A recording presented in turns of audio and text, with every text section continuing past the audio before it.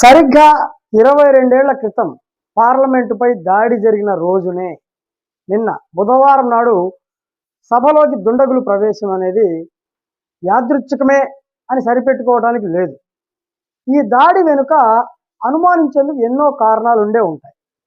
దేశంలో అత్యంత కట్టుదిట్టమైన భద్రతా వలయంలో ఉండే పార్లమెంట్లో ఇలాంటి ఘటన జరగడం అనేది యావత్ భారత జాతిని నివ్వెరపరుస్తుంది.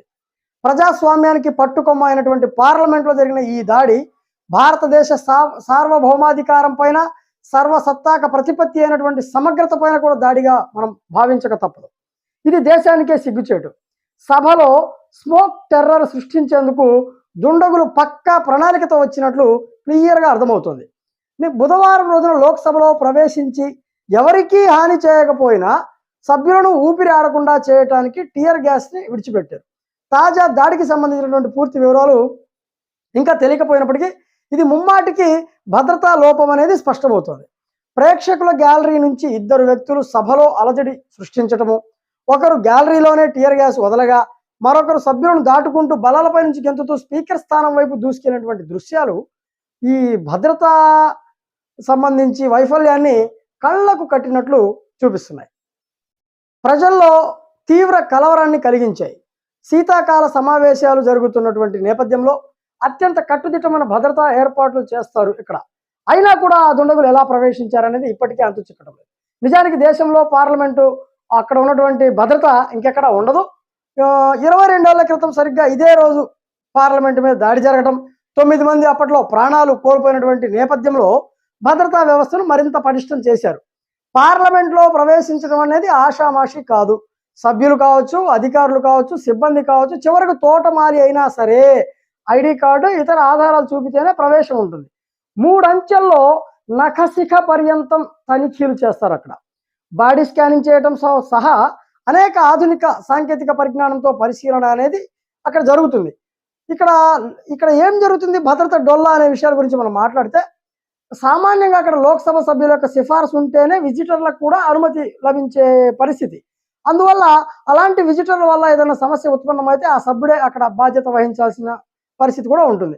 మరి ప్రస్తుతం దాడికి పాల్పడినటువంటి నిందితులు మైసూర్ ఎంపీ పేరిట జారీ అయినటువంటి సందర్శకుల వారి యొక్క రూపంలో సభలోకి ప్రవేశించారనేది వారి యొక్క సిఫార్సు అక్కడ ప్రవేశించారని ఒక వాదన చెప్తూ ఉన్నారు.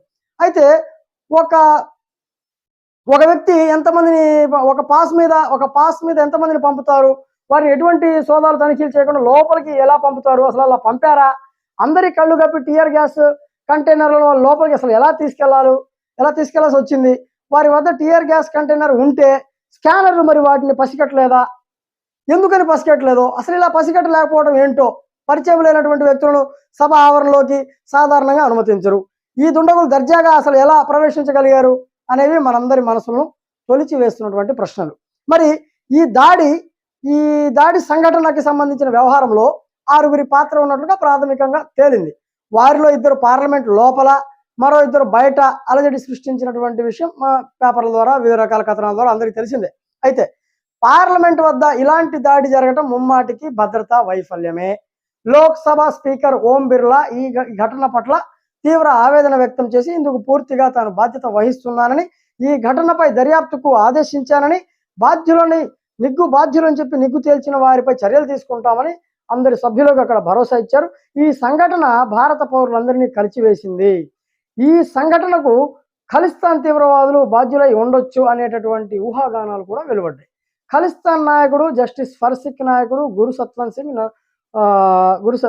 సింగ్ పన్ అనే వ్యక్తి డిసెంబర్ 13వ తేదీన భారత పార్లమెంటుపై దాడి చేస్తున్నానన్నట్లుగా చేసిన ప్రకటన కూడా ఇందుకు ఆధారంగా కొంతమంది చూపిస్తూ ఉన్నారు. ఖలిస్తాన్ ఉద్యమ నాయకులు భారత్పై కక్ష ఎందుకు పెంచుకుంటున్నారో ఇప్పటికీ తెలియదు. మరి ఖలిస్తాన్ తీవ్రవాది నిజ్జార్ హత్యలో భారత్ ప్రమేయం ఉంది అంటూ కెనడా ప్రధాని జస్టిన్ ట్రూడో ఆరోపించటం విడ్డూరం. ఖలిస్తాన్ తీవ్రవాదులు కెనడాలోను, ఆస్ట్రేలియాలోను హిందూ దేవాలయాలపై దాడులు జరపడాన్ని భారత్ ఖండించింది. ఈ విషయమై అమెరికాకు, ఐక్యరాజ్య సమితికి ఫిర్యాదు చేసింది. ఖలిస్తానీ నాయకుల మధ్య గొడవలే నిజ్జార్ హత్యకు కారణం. ఈ మధ్య మరో ఖలిస్తాన్ నాయకుడు అనుమానాస్పద స్థితిలో మరణించడం జరిగింది. ఈ మరణాలతో సంబంధం అంటగట్టేందుకు పన్ లాంటి తీవ్రవాదులు ప్రయత్నించడాన్ని కూడా భారత్ ఖండించింది. బహుశా ఈ కారణంపైనే పార్లమెంటుపై దాడి జరుగుతానని అతడు ప్రకటించి ఉండొచ్చు అనే ఊహాగానాలు వెలువడుతున్నాయి. పాకిస్తాన్ కేంద్రంగా పనిచేసే జైషే అహ్మద్ అనే తీవ్రవాద సంస్థకు చెందిన సభ్యులే 22 ఏళ్ల క్రితం మన పార్లమెంటుపై దాడి చేశారు. ఇప్పుడు ఆ సంస్థ అంత క్రియాశీలకంగా లేదు. అందువల్ల బుధవారం పార్లమెంటుపై జరిగిన దాడి ఖలిస్తాన్ ప్రోద్బలంతోనే జరిగినట్లుగా భావించాల్సి వస్తుంది. మరి ఈ సంఘటనలో బాధ్యులంతా కూడా కర్ణాటక, హర్యానా, మహారాష్ట్రకు చెందినటువంటి వారే. వీరు వెనుక ఎవరున్నారో నిగ్గు తేల్చాల్సిందే.